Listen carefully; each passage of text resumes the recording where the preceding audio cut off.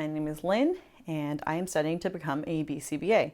In today's video, we're going to cover Unit 4 of the Intro to Concepts and Principles of Behavior Analysis. So in Unit 4, they discuss operant conditioning and operant selection specifically, and they introduce the building blocks of how to put together operant conditioning. So the unit starts off with response classes. Now there are two main types of response classes. There's operant and there's respondent. Respondent response classes discuss the relationship of stimuli eliciting a response, which we covered in Unit 3, and then operant describes the behaviors and their effects on the environment. So that's the operant response class, would be characterized as basically operant conditioning. In this unit, we're also introduced to Thorndike, and his intelligent cats. And we're also introduced to a name that you will hear over and over again in behaviorism, and that is B.F. Skinner. I'll go more into those people in a different video, but in this chapter or this unit is where they're introduced at length. Thorndike also discovered the law of effect, which is basically establishing that organisms can learn through their environment,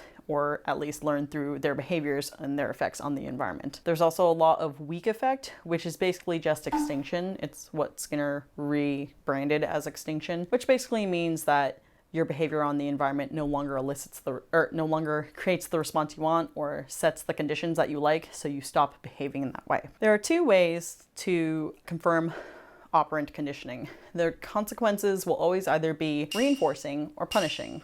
These two terms are introduced pretty heavily in this chapter, but they're hinted at in the other units as well. But basically, reinforcement is a process, and so is punishment. Reinforcement means you are increasing a behavior. It doesn't matter if the consequence to whatever is happening is something we consider or deem subjectively as good or bad. If it increases a behavior later on, then it's a reinforcement. However, if it decreases a behavior, it's a punishment. That is literally how we define them. I know in layman's terms or in everyday language, we use punishment as something bad and reinforcement as something good. However, in behaviorism, they're actually neutral terms. They are describing a process of whether or not something increases the likelihood of a behavior or decreases the likelihood of behavior. That's another thing though, is probability.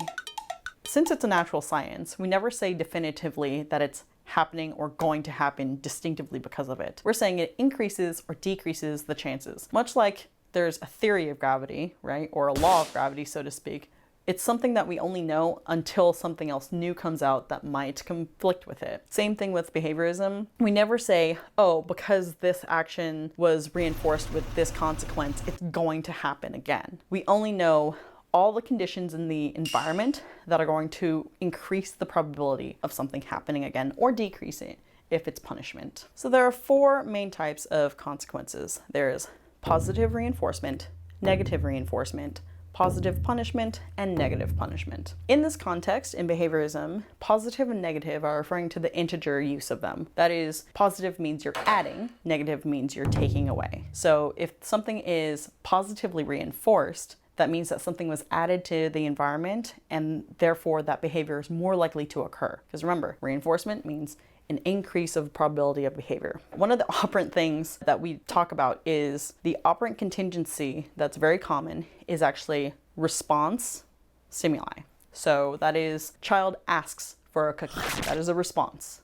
And then they receive a cookie or they don't receive a cookie. That's the consequence. So the RS contingency is an operant or functional relationship where we're describing there's a behavior and we see the effect of the behavior on the environment. If the child receives a cookie, I've just positively reinforced that behavior of asking for a cookie. If I do not give the child a cookie, there's a very good likelihood that I put it on extinction because there's been no available reinforcement provided. Negative reinforcement usually requires some sort of aversive stimuli in the environment to be occurring. For instance, when you hear your alarm clock go off while you're sleeping, you have a very high chance of turning off the alarm clock, right? Well, realistically, what you've just established is you hear the alarm clock, so that's something in the environment. Your behavior is turning it off, and in the future, you're more likely to turn it off. You're more likely to move over and hit the button because it stopped the alarm. So that's negative reinforcement. Positive punishment is a pretty simple concept to understand because it's very common, I would say. But basically, it's introducing something to the environment that's very unpleasant in the effect of it's going to decrease that behavior later on. Oh, a good example would be a kid pulls a cat's tail and the cat turns around and scratches him. In the future, the child is much less likely to pull the cat's tail. Well, it's because the cat introduced or added something to his environment that caused pain. That's not pleasant. Pain is an unconditioned motivator, so to speak. Like we learn to be not so fond of it, right? That being said, positive punishment is anytime you add any stimulus that will reduce behavior. The last one is negative punishment. Now this one's also really common and it's really easy to understand as well. Negative punishment is basically the removal of something usually good from the environment so that in the future, the effect is that it decreases that. So basically the kid is screaming and crying, so you take away their iPad and then they will eventually stop screaming and crying because they're like, oh, I want my iPad back. So in the future, when they have their iPad, they're much less likely to scream and kick and cry. So that's negative punishment. Really, really want to drive home that punishment means a decrease in behavior and reinforcement is an increase in behavior. And these are all talking about probabilities, right? It's not like they're going to happen, but that's the increase or decrease of probability. This section also talks about escape behavior and avoidance behavior. Usually there's a warning stimulus for avoidance behavior, like you see a bully walking down the hallway in your school and you want to avoid them, so you move away. Or there's escape behavior where the bully is punching you and so you start kicking and then you run away. So the greatest difference between the two is one is a warning, one has a warning stimulus and the other one immediately is trying to stop the occurring stimulus from continuing, so to speak. So escape evokes a behavior, and avoidance also evokes behavior. Evoke meaning that it brings about a behavior. So those two concepts were also introduced in this unit. That pretty much sums up Unit 4. I will see you in the next video.